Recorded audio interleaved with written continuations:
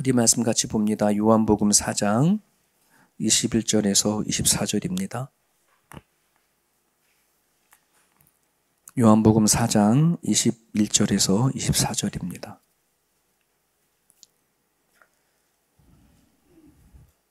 제가 휴가를 떠났을 때에 김현수 목사님이 시리즈로 쭉 하셔서 아직 이 수요일날 이 시리즈가 계속 저 바톤이어서 이어져 가고 있습니다.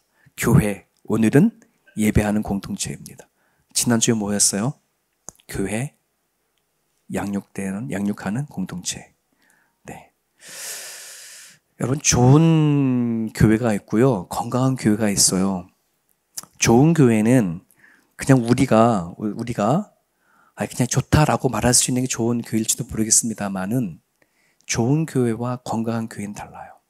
저는 소망해요. 우리 교회가 좋은 교회이기 전에 건강한 교회일 수 있기를. 네. 그러면 잘 양육되어져야 돼요. 잘 양육되어지고 자라야 됩니다. 작년보다는 올해보다는 내년이 내가 조금씩 내 자신을 보더라도 와, 내가 하느님 안에 조금 잘하고 있구나. 이게 느껴져야 돼요. 느껴지십니까? 여러분 자신을 봤을 때 느껴져요? 느껴질 수 있기를 축복합니다. 우리 본문 같이 읽을까요? 요한복음 4장 21절부터 24절까지. 예수께서 이르시되 여자여 내 말을 믿으라. 이 산에도 말고 예루살렘에서도 말고 너희가 아버지께 예배할 때가 이르니라. 너희는 알지 못하는 것을 예배하고 우리는 아는 것을 예배하노니 이는 구원이 유대인에게서 남이라. 아버지께 참되게 예배하는 자들은 영과 진리로 예배할 때가 오나니 곧 이때라.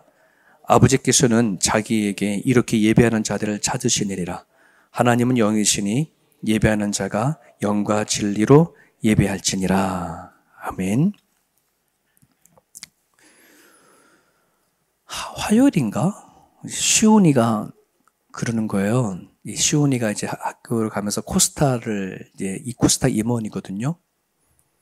근데 요번에 금토일인가? 하여튼가 2박 3일로 장미농장으로 코스타가 이렇게 그 모임을 갔는데요. 한 30-40명 정도 모인다고 하는데, 근데 금요일 날 저녁에 스피커가 없다는 거예요. 그걸 담당하시는 목사님이 계세요. 최권노 목사님이라고, 그 시드니 대학의 그 코스타 간사 목사님이신데, 토요일을 되는데 금요일 날 스피커가 없다는 거예요. 그러니까 시온이가 와가지고 아빠 찬스 가능해요? 그러는 거예요. 뭐가?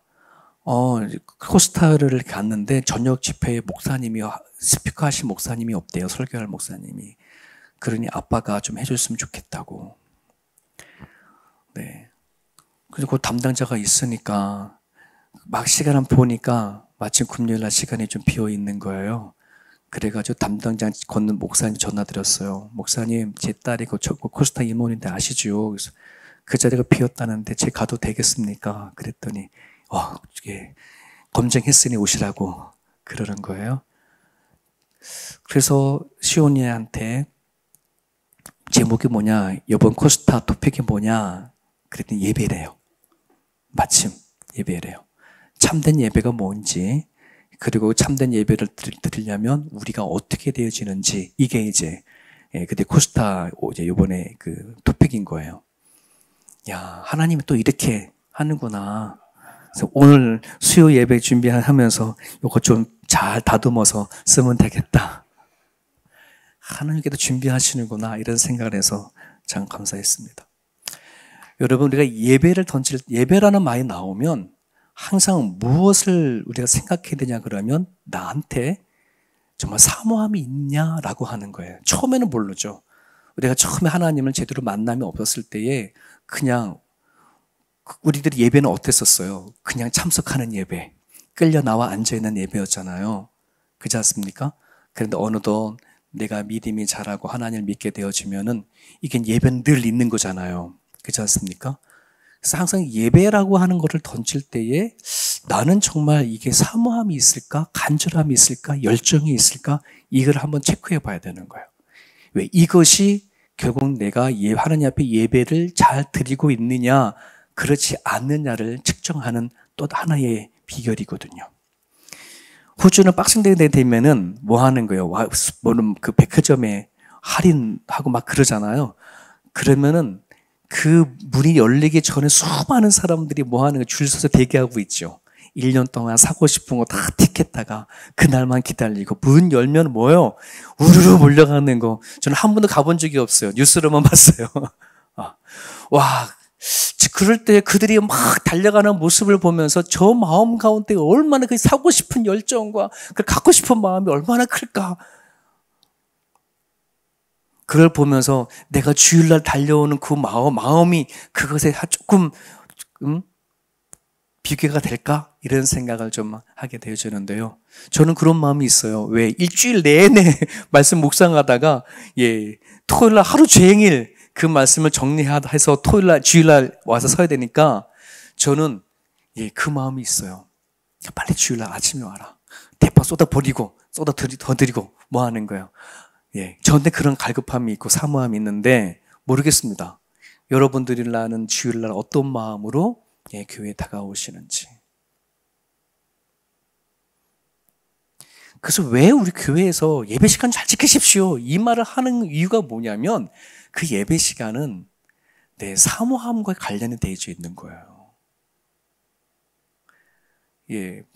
박싱데이 때 그 백화점 앞에 서 있는 문 열리기 전에 한두 시간이 뭐예요? 거기다 축축 앉아있는 사람들도 있던데 사고 말리라. 주일날 그런 마음으로 와주셨으면 좋겠다는 마음을 가져요. 내가 하나님의 은혜를 받고 말리라.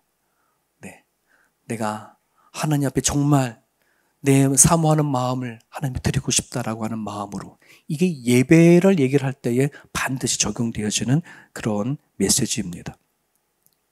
로마서 12장 2절 같이 읽을까요? 너희는 이 세대를 본받지 말고 오직 마음을 새롭게 함으로 변화를 받아 하나님이 선하시고 기뻐하시고 온전한 뜻이 무엇인지 분별하도록 해라. 그 1절이 뭐냐면 하나님이 원하시는 영적 예배가 있는데 그 예배는 거룩한 산제사다. 산제사, 살아있는 제사. 내 몸으로 드려지는 내 삶 속에서의 예배를 얘기를 하는 건데요.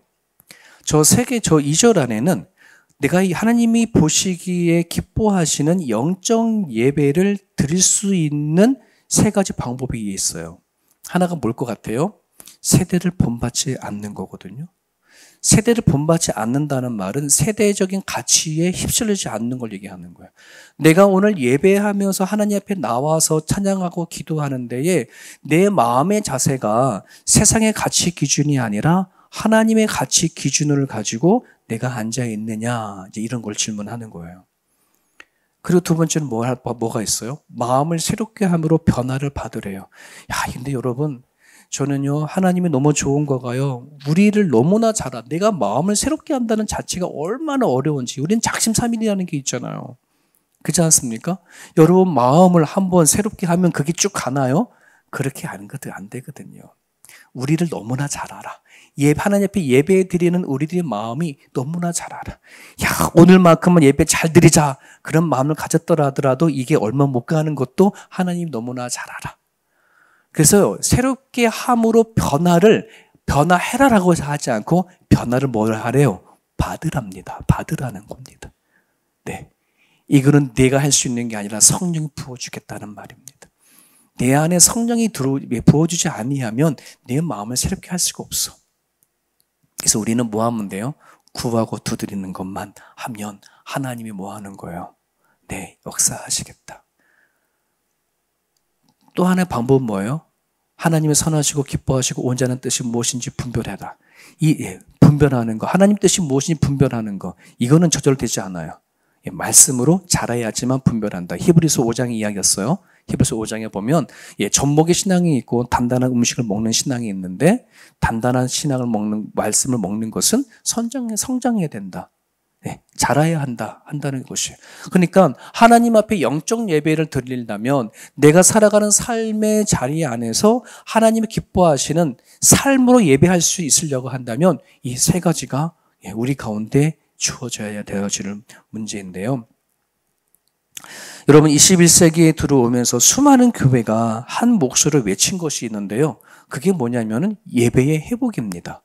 예배의 회복. 이 예배의 회복은 그냥 저절로 되어지는 문제가 아니라 아까 로마서 12장 2절의 말씀이 있던 것처럼 우리들의 가치 기준이 달라져야 되고 성령을 통해서 경험되어지는 그 마음의 변화, 그다음에 분별할 수 있는 능력들, 이런 것들이 같이 이루어져야 예배가 회복되어진다는 사실을 여러분 기억하셨으면 좋겠어요. 오늘의 이 말씀은, 그 본문의 말씀은 그 예수님이 사마리아에 있는 수가라고 한 동네에 이르렀을 때에 물길로 나온 사마리 여인에게 주시는 메시지이죠.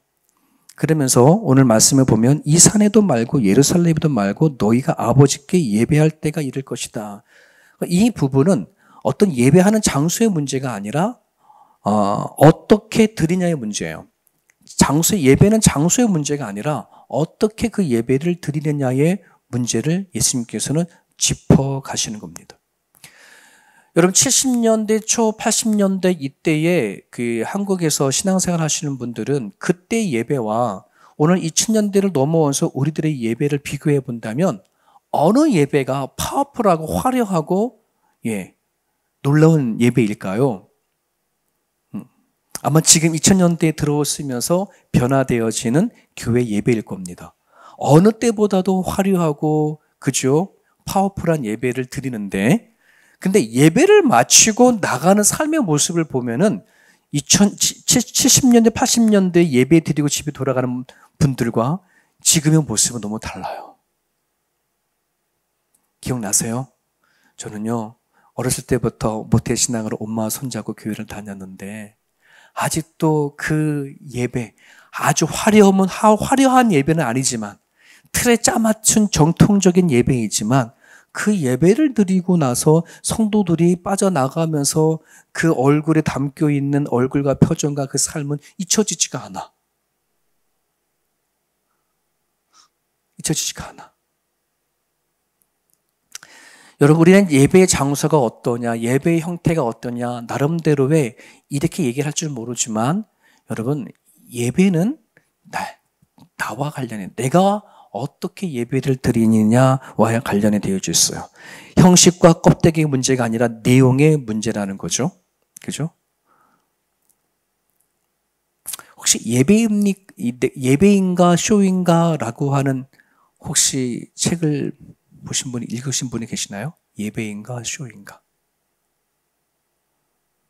예배인가 쇼인가? 이 얘기는 핵심은 뭘까요? 이 예배냐 쇼냐 이거를 평가하는 기준은 뭐가 될까요? 뭐가 되면 예배가 되고 뭐가 되면 쇼가 될까요? 하나님이냐 사람이냐예요. 그죠? 하나님이냐 사람이냐.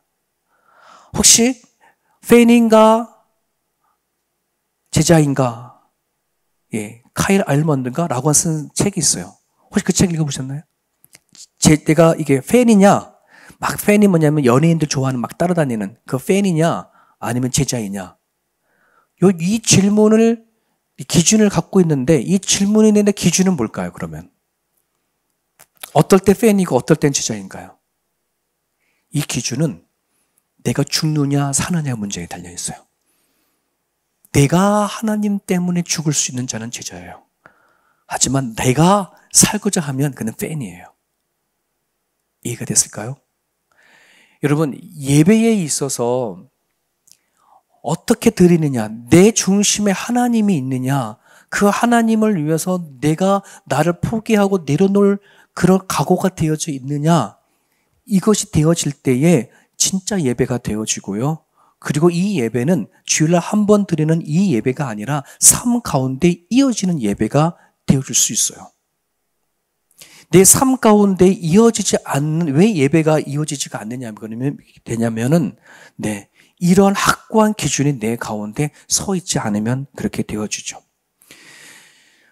여러분, 나중에 우린 지금 주일날 미가서를 계속해서 하고 있잖아요. 미가서 6장에 가게 되어지면은, 미가서 6장 6절, 7절, 8절 요 말씀이 구약의 황금률이라고 할 정도로의 되게 귀중한 메시지인데요. 그러니까 하나님은 미가 선지자를 통해서 이스라엘 백성들이 지금까지 제사를 드렸던 것들을 하나님은 다 거절을 해요. 마치 역겨울 정도로 그렇게 표현을 하셔요. 또 그만해 뭐 이런 식이에요. 그러면서 하나님이 주신 것이 뭐예요? 나는 너희들에게 받고 싶은 건 저거야.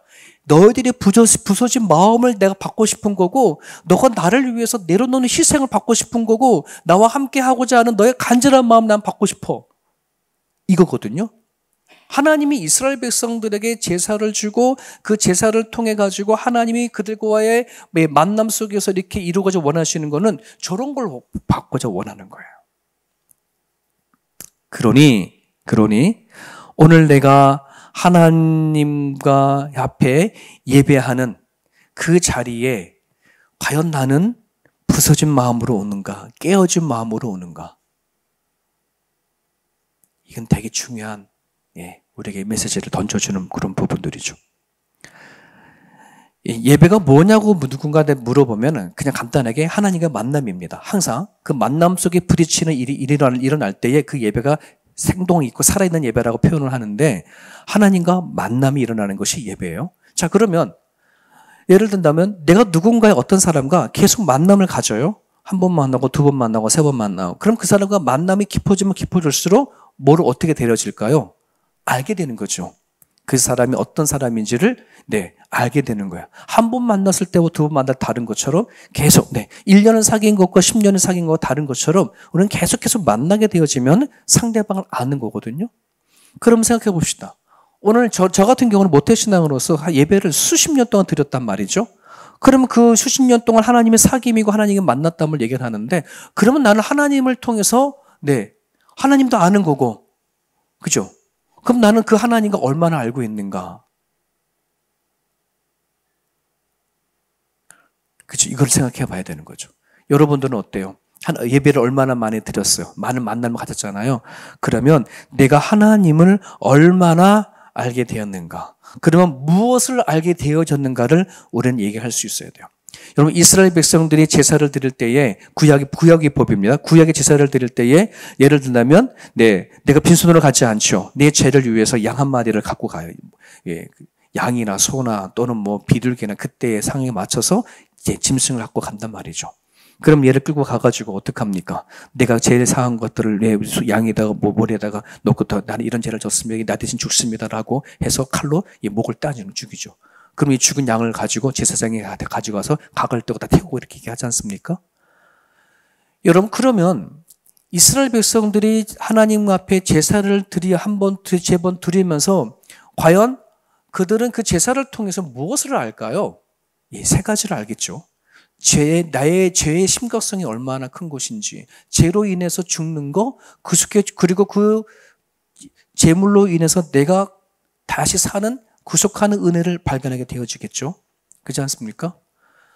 마찬가지요. 내가 하나님과 예배를 하고 하나님을 두 번, 세 번 깊은 예배가 이루어졌을 때에 그 하나님과의 무엇을 아냐 그러면 하나님을 통해서 내가 죄가 얼마나 심각한 것인지, 내가 하나님 앞에 그 죄로 인해서 죽을 수밖에 없는 존재이고 하나님을 통해서 받은 그 은혜가 얼마나 큰지를 그 예배를 통해서 절실하게 느끼는 것을 얘기를 하는 거예요.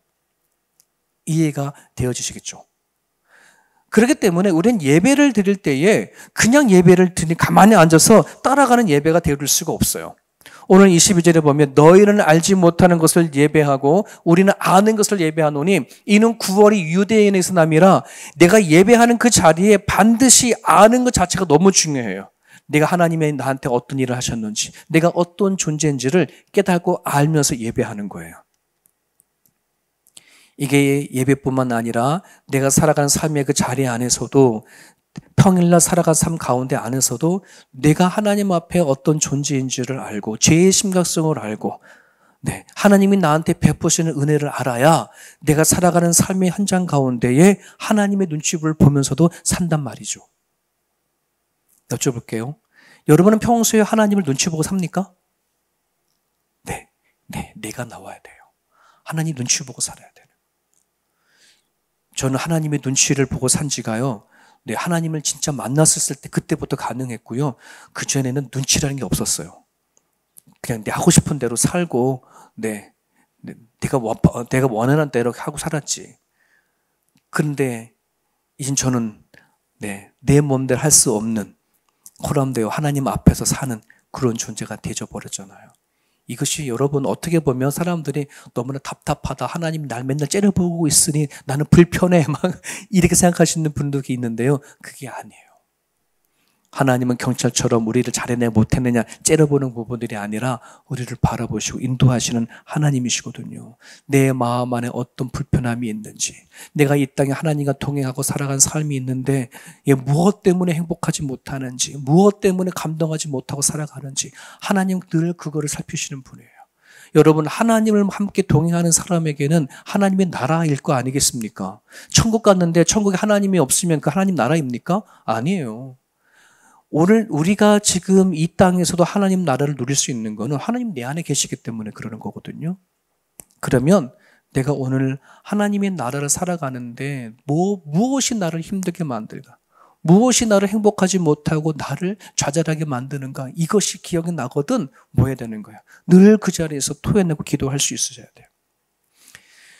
그렇기 때문에 오늘 우리가 하나님이 받으시기에 정말 귀한 예배를 드리기 위해서, 그게 주일날 드려지는 예배이든 내가 살아간 삶의 예배이든 반드시 두 가지가 있어야 돼요. 성령과 진리로 예배하는 거예요. 신령과 진정으로라고 말하기도 하는데요. 성령으로 예배할 수 있어야 합니다. 이 말 안에는 뭐냐면 성령을 기대하는 거예요. 내 안에 오셔서 나를 깨닫게 하시고 느끼게 하시고 하나님께서 나에게 다가와서 세밀하게 말씀하시는 그거를 기대하고 예배할 수 있으셔야 돼요. 한 주간의 삶도 마찬가지입니다. 내가 눈을 뜨고 하루를 시작할 때에 오늘 하나님께서 나를 어떻게 이끌어 가실까라고 하는 그 기대를 갖고 우리는 뭐예요? 살아내야 한다는 거예요. 여러분, 성령 충만 받아라 얘기하잖아요. 성령 충만을 받으면 어떤 일이 벌어질까요? 막 다른 어떤 이런 게 아니라 내가 바라보는 눈이 열려요. 모든 성령 충만한 사람의 공통적인 특징이 뭐라 그랬었어요? 나무가 바람이 흔들려서 나무가지 흔드는 것만 보더라도 감동이 되어지는 거예요. 와, 어찌 저렇게 아름답고 신비로운가? 이 감탄이 저절로 나와요. 평상시에는 아무런 의미도 없고 평상시에 아무것도 아닌데도 성령 안에서 눈이 열리면 뭐 하는 거예요? 느끼지 않았던 기쁨도 찾을 수 있는 거고요. 보이지 않은 감사가 있는 거고요. 행복이 있는 거예요. 그렇기 때문에 여러분, 성령을 충만할 수 있기를 바랍니다. 이거는 늘 하나님이 뭐예요? 기도하라셨어요. 밥을 구하듯이, 생선을 구하듯이, 물을 구하듯이 성령을 구하는 거예요. 하나님 오늘도 성령 안에 내 눈이 열리고 내가 귀가 열려서 하나님이 하시는 소리를 듣고 살아가기 원합니다. 내 안에 먹구름은 끄게 되었지만 늘 하나님 앞에 가지고 나가는 겁니다. 하나님, 내 마음 먹구름을 껐습니다. 성령님 찾아와 주옵소서. 다시 회복하게 해주십시오. 이 싸움이 하는 거예요. 이 싸움을. 항상 기뻐해라. 쉬지 말고 기도해라. 범사에 감사해라. 매일같이 이 싸움을 하는 거예요. 이게 예배이거든요. 자, 진리로 예배하는 겁니다. 여러분, 이혜령 교수님이 돌아가셨을 때에 본인 이런 말씀이었어요. 내가 영성으로 깨닫기 전에 내 모든 지성을 내려놓았다라고 하는 표현을 했거든요. 그 교수님이 지성을 내려놓았다라고 한다는 말의 의미는 뭐냐면 내가 지금까지 이성적인 사고와 학문적인 이해로 하나님을 접근해 간 거예요. 성경을 그렇게 접근한 거예요. 누구보다 성경을 많이 알고 신학생들 앞에서 강의할 정도의 교수님이었지만은 그가 접근한 방식은 자신의 사고적인 것, 학문적인 이해로서 접근했는데 이걸 내려놓았어. 왜? 한계가 닥친 거예요. 내가 이거를 지성으로 접근한다고 해서 이게 풀어갈 문제가 아니라는 걸.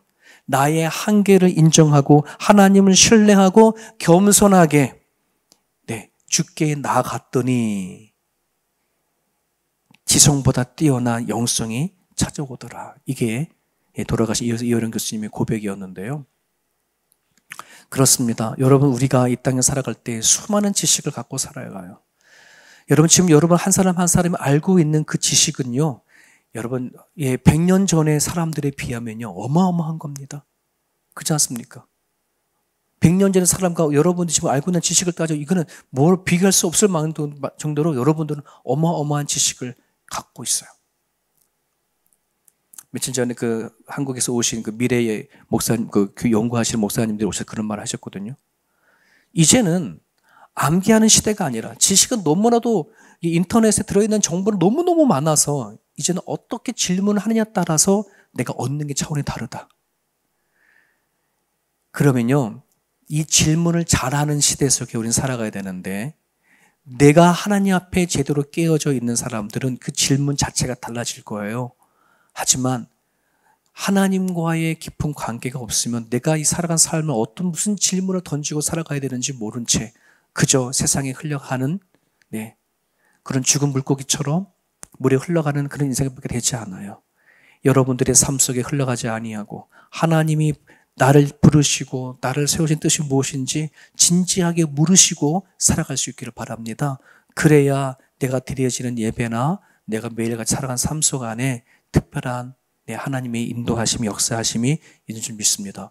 여러분 성경은요 하나님 우리들에게 너희 마음이 감동이 되어져 버리면 기도해라 라고 하지 않았어요. 너가 사람에 대한 연민의 정을 가지면 그 다음에 복음을 전하라 하지도 않았고요. 우리를 향해서 하나님의 은혜를 받았다면 예배하라 하지 않았어요. 어떤 조건을 가지고 얘기한 게 아니라 이건 명령이에요. 기도하라, 복음을 전해라, 예배하라. 이거는 하나님을 믿는 사람으로서 반드시 해야 할 명령이고 의무라는 사실을 여러분들이 기억하십시오. 그래서 여러분 혹시 예배를 드리는 데 있어서 뭔가 내가 다시 조정해야 할 부분들이 있다면 그것을 놓고 이 시간 여러분들이 기도해 주셨으면 좋겠습니다. 하나님은 이렇게 예배하는 자, 하나님 앞에 신령과 성령과 진리로 예배하는 자를 찾고 계시는데요. 여러분들이 주일날 드려지는 예배뿐만 아니라 가정에서 드려지는 예배, 또 여러분의 사랑하는 삶 속 안에서 하나님과의 깊은 관계 속에서 예배 드릴 수 있도록 이제 같이 개인 기도하시고 돌아가셨으면 좋겠습니다. 우리 같이 한번 기도합니다.